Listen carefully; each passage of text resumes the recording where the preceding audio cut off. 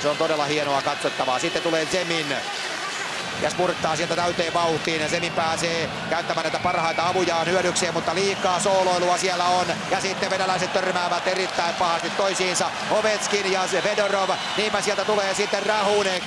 Pistää kiekkoa maalille! Ja Tomas Rolinek on paikalla. Taas mennään puhelimeen. Dramaattinen hyökkäykseen lähtö. Hyökkäysalueella. Siitä lähti koko liikkeelle, koko hässäkkä. Katsokaa nyt. Sieltä tulee puolustaja Rahunek ja pistää maalille, jonne liukuu Rolinek ja liukuu Sergei Gonchar. Ja siellä on valtava törmäily, mutta se törmäily on ohi. 38-13.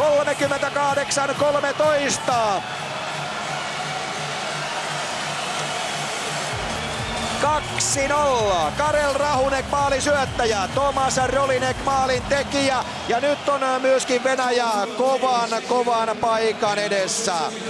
Rolinekin 4. maali tässä turnauksessa, joukkueen kapteeni.